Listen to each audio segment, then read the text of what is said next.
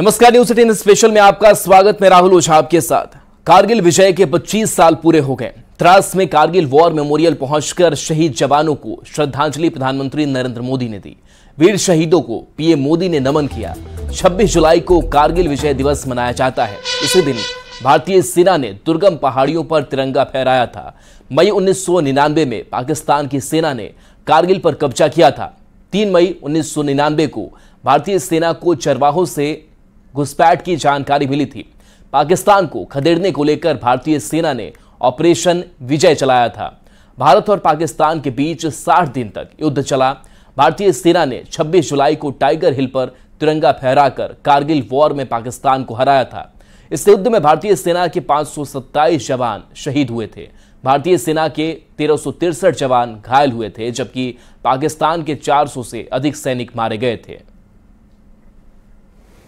तो Kargil war memorial प्रधानमंत्री नरेंद्र मोदी आज पहुंचे और कारगिल के शहीदों को उन्होंने श्रद्धांजलि दी, उन्हें याद किया।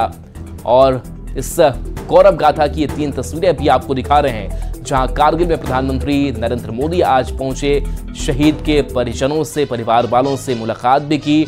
और कारगिल युद्ध के 25 साल पूरे हुए हैं, इसलिए भी आज का दिन बेहद खास हो जाता है, 26 जुलाई का। और तीसरी भी तस्वीर आपको दिखा रहे हैं, जहां पर शहीदों को श्रद्धांजलि प्रधानमंत्री नरेंद्र मोदी ने दी है। तो पूरा देश आज गौरवान्वित महसूस कर रहा है अपने जवानों पर, जिन्होंने अपनी जान दे करके इस युद्ध में अपनी जीत दर्ज कराई थी। और शौर्य गाथा के ये 25 साल और इस 25 साल पूरे होने पर रजत जयंती समारोह, और इस समारोह का हिस्सा बने प्रधानमंत्री नरेंद्र मोदी। प्रधानमंत्री नरेंद्र मोदी अक्सर जवानों के बीच होते हैं। जज्बा, उत्साह, प्रेरणा लेकर के प्रधानमंत्री नरेंद्र मोदी जवानों के बीच पहुंचते हैं, और आज भी ऐसा ही हुआ। तस्वीर आपको दिखा रहे हैं, जहां पर सैन्य अधिकारी नजर आ रहे हैं।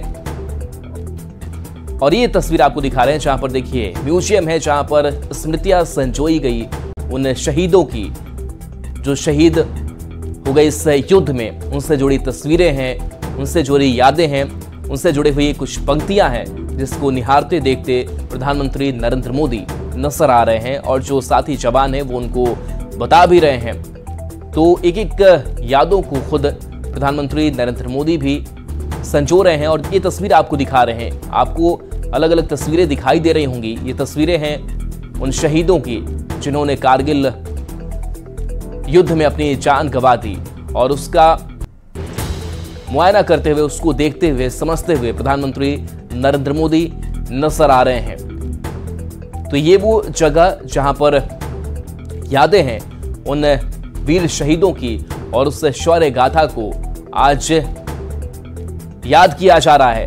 और पूरा देश इस दिन को याद कर रहा है कि किस तरीके से कारगिल युद्ध पर हमारी सेना ने टाइगर हिल पर झंडा फहराया था।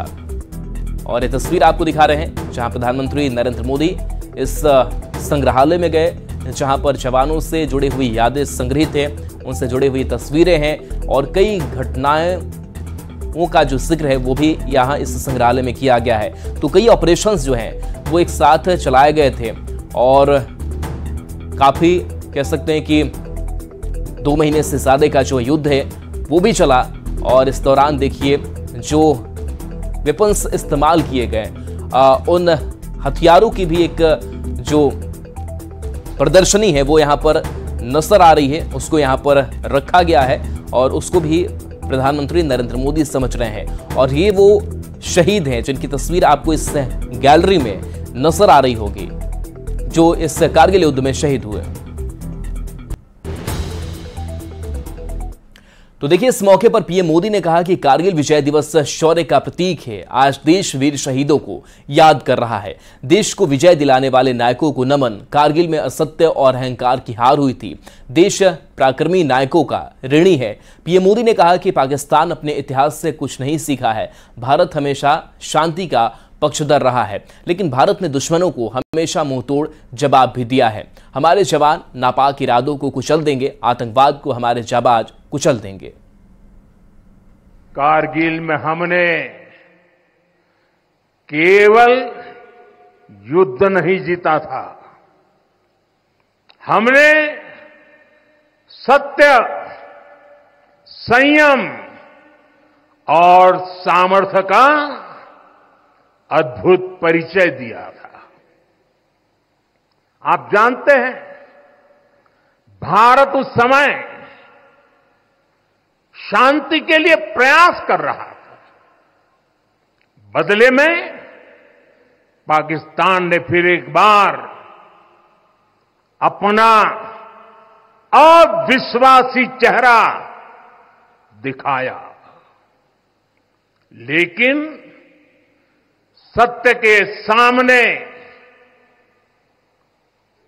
असत्य और आतंक की हार हुई। पाकिस्तान ने अतीत में जितने भी दुष्प्रयास किए, उसे मुंह की खानी पड़ी है। लेकिन पाकिस्तान ने अपने इतिहास से कुछ नहीं सीखा है। वो आतंकवाद के सहारे, प्रॉक्सी वॉर के सहारे अपने आप को प्रासंगिक बनाए रखने का प्रयास कर रहा है। मैं आतंकवाद के इन सरपरस्तों को कहना चाहता हूं कि उनके नापाक मंसूबे कभी कामयाब नहीं होंगे। अग्निपथ योजना के तहत सेना में भर्ती हो रहे अग्निवीरों पर पीएम मोदी ने कहा कि विपक्ष की तरफ से भ्रम फैलाया जा रहा है। पीएम मोदी ने कहा कि विपक्ष ने भ्रम फैलाया कि पेंशन खत्म करने के लिए हमारी सरकार अग्निपथ योजना लाई, जबकि सच यह है कि जो आज जवान भर्ती होगा उसके 30 साल बाद पेंशन दी जाएगी। पीएम ने विपक्ष पर आरोप लगाया कि इन्होंने सेना के साथ धोखा किया। मैं तो हैरान हूं, कुछ लोगों की समझ को क्या हुआ है, उनकी सोच को क्या हो चुका है। ऐसा भ्रम फैला रहे हैं कि सरकार पेंशन के पैसे बचाने के लिए ये योजना लेकर आई है। मैं जरा ऐसे लोगों की सोच से शर्म आती है, लेकिन मैं ऐसे लोगों से पूछना चाहता हूं, जरा कोई मुझे बताए, आज मोदी के शासनकाल में जो भर्ती होगा, क्या आज ही उसको पेंशन देना है क्या? उसको पेंशन देने की नौबत 30 साल के बाद आएगी, और तब तो मोदी 105 साल का हुआ होगा, और तब न भी मोदी की सरकार होगी। क्या मोदी जब 105 साल का होगा, 30 साल के बाद जो पेंशन बचेगा, उसके लिए मोदी ऐसा राजनीतिक है जो आज गाली खाएगा? क्या तर्क दे रहे हैं? लेकिन साथियों, मेरे लिए दल नहीं, देश सर्वोपरि है। और देखिए, इस बीच बड़ी खबर है, आरजेडी में से सुनील सिंह की सदस्यता जो है वो खत्म हो गई है। विधान परिषद सभापति ने यह फैसला सुना दिया है। सीएम की मिमिक्री मामले में दोषी करार दिए गए थे, और इस मामले में अब सुनील सिंह की जो एमएलसी की सदस्यता है वो अब खत्म हो गई है। तो एक बड़ा झटका आरजेडी को और खुद सुनील सिंह को। और सुनील सिंह ने बता दें कि मिमिक्री की थी नीतीश कुमार की, और इस मामले को लेकर के कल उनका बयान भी सामने आया था सुनील सिंह का। लेकिन इन सब के बीच अब फैसला जो है वो सामने आ चुका है। सीएम की मिमिक्री मामले में दोषी करार दिए गए सुनील सिंह का अब सदस्यता जो है उनकी अब खत्म विधान परिषद से हो गई है। तो एक बड़ी खबर जो है वो निकल करके सामने आई है। सुनील सिंह की अगर बात करें तो लालू प्रसाद यादव, तेजस्वी यादव और कह सकते हैं कि लालू परिवार के बेहद करीबी माने जाते हैं, और एक बड़ा झटका कह सकते हैं कि लालू परिवार के लिए भी, क्योंकि कई दफे कई घटनाएं होती है जिसमें सुनील सिंह हमेशा लालू परिवार के साथ खड़े रहते हैं। और अब खबर सामने आ रही कि सीएम की मिमिक्री मामले में अब इनकी जो सदस्यता है वो जा चुकी है, और एक बड़ा फैसला जो है वो अब निकल करके सामने आया है। तो देखिए, कल सुनील कुमार सिंह ने कहा था कि इस पूरे मामले को लेकर के षड्यंत्र किया गया, लेकिन अब विधान परिषद सभापति ने जो फैसला है वो सुनाया है इस मामले को लेकर के। तो एक कह सकते हैं कि बड़ी खबर निकल करके सामने आ रही है सुनील सिंह को लेकर के, और सुनील सिंह की आरजेडी की जो सदस्यता एमएलसी की है वो अब खत्म हो गई है। तो अब एमएलसी नहीं रहेंगे, उनकी सदस्यता जो है वो खत्म हो गई है। हालांकि इस मामले को लेकर के कई जो बयानबाजी है वो भी सामने आई, लेकिन इन सब के बीच एक कह सकते हैं कि बड़ा झटका आरजेडी के लिए, खुद सुनील सिंह के लिए, कि उनकी अब सदस्यता जो एमएलसी की है वो अब खत्म हो गई है और ये जो सीट है वो अब खाली हो चुकी है। तो पटना से ये बड़ी खबर बता रहे हैं, जहां एमएलसी सुनील सिंह की सदस्यता खत्म हो गई है। बता दें कि सदस्यता समाप्त करने की अनुशंसा हुई थी, जिसके बाद से आरजेडी के एमएलसी सुनील सिंह ने उस वक्त कहा था कि उनके खिलाफ जो साजिश है वो रची गई और आवाज दबाने की कोशिश की गई। लेकिन इन सब के बीच अब एक खबर सामने आ रही है कि सुनील सिंह की सदस्यता रद्द कर दी गई है। बता दें कि इस पूरे मामले को लेकर के मिमिक्री का जब ये मामला सामने आया था, उस वक्त तत्कालीन सभापति थे देवेश चंद्र ठाकुर, और उस पर उन्होंने फैसला उस वक्त ले लिया था। और अब देवेश चंद्र ठाकुर के फैसले को सार्वजनिक किया गया, दोषी करार दिए गए, और अब जो है एमएलसी सुनील कुमार सिंह की जो सदस्यता है वो रद्द कर दी गई है। तो सभापति का यह निर्णय अब सामने आ चुका है। विधान परिषद सभापति ने यह फैसला अब सुना दिया है कि सीएम की मिमिक्री मामले में दोषी करार दिए जाने के बाद से अब उनकी सदस्यता भी खत्म की जाती है। बता दें कि बिहार विधान परिषद का जब बजट सत्र चल रहा था और उस सत्र की कार्रवाई के समय मुख्यमंत्री नीतीश कुमार की मिमिक्री की गई थी। रवि एस नारायण हमारे साथ न्यूज 18 संवाददाता जुड़ गए हैं। रवि, जिस तरीके से नीतीश कुमार की मिमिक्री मामले में दोषी पाए गए, अब एमएलसी की जो सदस्यता है वो उससे अब कह सकते हैं कि रद्द कर दिया गया, उससे अब हट गए हैं, किस तरीके का झटका आरजेडी के लिए भी, सुनील सिंह के लिए भी? जी बिल्कुल, देखिए आरजेडी के लिए ये बहुत बड़ा झटका है। झटका इस मामले में भी कि विधान परिषद में सुनील सिंह जो है वो आरजेडी के मुख्य सचेतक के पद पे थे, और साथ साथ आरजेडी के अगर सदन के अंदर विधान परिषद की अगर बात की जाए तो उसमें राबड़ी देवी के बाद सबसे बड़ा कद थे, और लालू प्रसाद के बेहद करीबी के साथ साथ बेहद तेज तर्रार नेता जो अपनी बातों को, आरजेडी के दल के बातों को बहुत मजबूती से रखते थे। तो वो एक यहाँ से उनकी सदस्यता जो है वो ख़त्म कर दी गई है। इस मायने में राष्ट्रीय जनता दल को बड़ा झटका है। लेकिन कल जब इसकी अनुशंसा आचार समिति ने पटल पर अपनी अनुशंसा रखी थी, उसी समय तय हो गया था कि इसकी जो सदस्यता है सुनील सिंह की, उनकी ख़त्म आज हो जाएगी। लेकिन जब सदन की कार्रवाई शुरू होती है उस समय में आरजेडी के भी तमाम जो विधान पार्षद हैं, अब्दुल बारी सिद्दीकी हो, राबड़ी देवी हो, उन्होंने आवाज़ उठाई और उनको कहा कि एक मौका इन्हें देना चाहिए अपनी माफ़ी मांगने के लिए।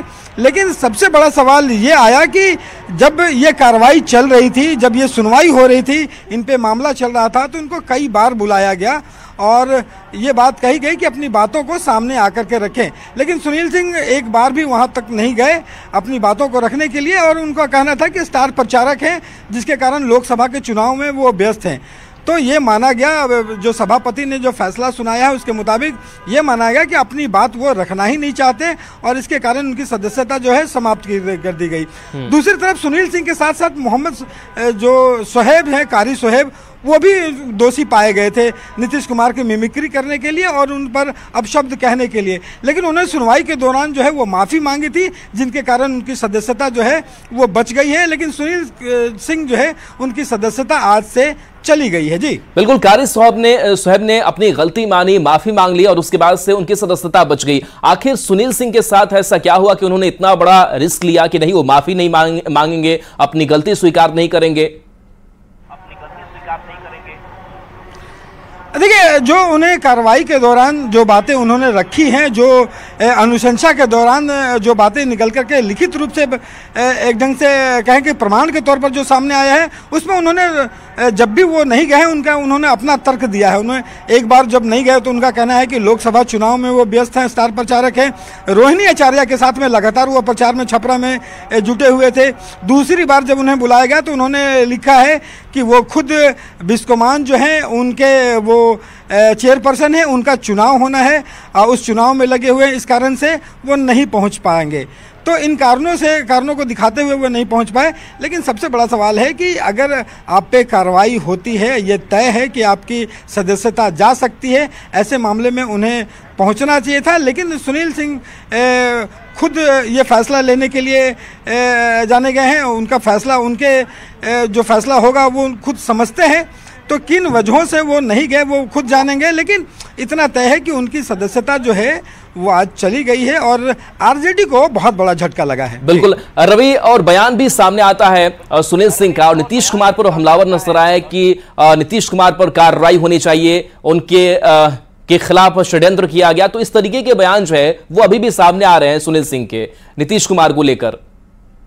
देखिए, आरजेडी का सुनील कुमार सिंह की बात करें, राबड़ी देवी या फिर आरजेडी के तमाम लोग ये बातें रख रहे हैं कि सदन के अंदर अगर विधानसभा की कार्रवाई देखी जाए या फिर विधान परिषद की कार्रवाई देखी जाए तो हंगामे बहुत होते हैं, बातें बहुत कही जाती हैं, एक दूसरे पर आरोप लगाए जाते हैं। कई बार बातें ऐसी कह दी जाती हैं कि जो असंसदीय माना जाता है। लेकिन वैसे मामलों में इतनी बड़ी कार्रवाई नहीं होती जिसके कारण सदस्यता चली जाए। तो ये बातें सुनील सिंह और तमाम आरजेडी के लोगों के द्वारा कहा गया है कि इस मामले में ऐसी कठोर कार्रवाई नहीं होनी चाहिए थी, ऐसा पहले कभी नहीं हुआ। आरजेडी का मानना है, उनका कहना है कि ये पहले से मैच फिक्स था और इसके लिए पहले से तैयारी की गई थी कि सुनील सिंह को बाहर करना है सरकार के द्वारा। ये आरोप आरजेडी लगातार लगा रही है। उनका कहना है कि मैच फिक्स होने के कारण हम पर कुछ बोलने के लिए कुछ बचा ही नहीं था। जी चलिए, बिल्कुल, बहुत बहुत शुक्रिया इस अपडेट के लिए आपका रवि एस नारायण। और चलिए बढ़ेंगे आगे।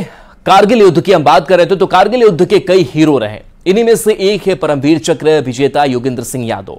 योगेंद्र सिंह यादव से बातचीत की है न्यूज 18 संवाददाता शंकर आनंद ने। आज वाकई में ऐतिहासिक दिन है। 25 साल के बाद आज फिर से हम लोग उसी जगह पे उस मसले को चर्चा कर रहे हैं जिसको लेकर एक कहा जा सकता है भारतीय जवानों की वीरता, शौर्य का पराक्रम आप लोगों ने यहाँ दिखाया था। बिल्कुल, ये हमारे सेना के लिए, देश के लिए बड़े फक्र की बात है, गर्व की बात है कि 25 साल पहले इन्हीं पहाड़ियों के ऊपर हिंदुस्तान के सैनिकों ने अपने लहू की बूंदों से हिंदुस्तान की जीत का वो स्वर्णिम अध्याय लिखा था, जोड़ दिया था। और यही वो पहाड़ियाँ हैं। इतनी आप देख सकते हैं कि कितनी दुर्गम पहाड़ियाँ हैं, यहाँ चढ़ना बड़ा मुश्किल था, ऑक्सीजन नहीं थी। लेकिन हिंदुस्तान के सैनिक कंधे से कंधा और कदम से कदम मिला करके इन पहाड़ियों पर चढ़े, लड़े और एक जीत को सुनिश्चित किया, भारत को एक गौरवान्वित महसूस कराने का अवसर प्रदान किया। सर, मैं कुछ पर्सनल किस्से सुनना चाहता हूँ जो आपके साथ में हैं, जिसके चलते आपको परमवीर पदक से भी नवाजा गया। आप और आपके साथी किस तरह से उस युद्ध को लड़ रहे थे, आपको भी गोलियां लगी थी, उसके बारे में जानना चाहता हूँ। बिल्कुल, ये जो आप पीछे देख रहे हैं टाइगर हिल, जो 17,000 फीट ऊंची पहाड़ी, इस पहाड़ी पर हम 2 रात और 1 दिन में चढ़ पाए थे। और तीसरी रात का तो वो मंजर ऐसा था जिसको आज भी जब याद करता हूँ तो आंखों से आंसू आते हैं, या साथियों की याद आती है। 2 रात और 1 दिन साथ साथ चलने के बाद तीसरी रात सिर्फ हम 7 जवान ऊपर चढ़ पाए थे। 5 घंटे का भीषण युद्ध हुआ और अपने एक साथी को अपने आंखों के सामने शहीद होते हुए देखा। ब्रिगेडियर ठाकुर ने भी कारगिल वॉर के बारे में बताया। ब्रिगेडियर ठाकुर से बात की न्यूज 18 संवाददाता शंकर आनंद ने। आज हम चर्चा कर रहे हैं उन दिनों की जो 25 साल पहले, जिसको सोचकर भी कोई भी उसके रोंगटे खड़े हो जाते हैं। इसको आप कैसे देखते हैं? पहले तो मैं ये कहना चाहूँगा, मैं हीरो नहीं हूँ। हीरो तो वो हैं जो 527 वीर योद्धा जो शहीद हुए हैं। हीरोज़ उनके परिवार हैं जिन्होंने भी मुश्किल झेली है, और आज हम उनको 25 साल पर श्रद्धांजलि देते हैं, नमन करते हैं। जहाँ तक लड़ाई की बात है, यहाँ आने पर ऐसा लगता है कि वो जो पुरानी यादें हैं वो फिर ताज़ा हो गई, और उन परिवारों से जिन्होंने खोया है उनसे मिलके, उनके बच्चे आज बड़े हो गए हैं। हमारे साथ जो लड़ाई में लोग रहे हैं आज वो इस कार्यक्रम में शामिल हैं। लेकिन मेरी यूनिट ने जो दरास में जो 2 महत्वपूर्ण सामरिक दृष्टि से थी, चाहे वो तोलोलिंग हो चाहे टाइगर हिल हो, उस पर विजय पताका फहराया है। ये दोनों लड़ाइयाँ बहुत भिन्न थी। तोलोलिंग की जो सबसे पहली लड़ाई थी, उस हालात में तो ना तो दुश्मन के बारे में कोई खबर थी। एक से मैं सबसे पहले दिखाना चाहूँगा, जो आप जहाँ से लड़ाई स्टार्ट हुई उसको आप पहले बताएं, उसके एक्सप्लेन करें कहाँ से स्टार्ट हुआ। सबसे ऊंची चोटी अगर आपको दिख रही हो जी। 5140 है, जिसके बाद हम का इलाका आपको आता है, फ्लैट सा एरिया, और उसके बाद दो नुकीली चोटी आपको दिखती हैं, ये तोलोलिंग और .4590 है। और चलिए न्यूज़ 18 बिहार झारखंड पर खबरें आपके लिए लगातार जारी हैं।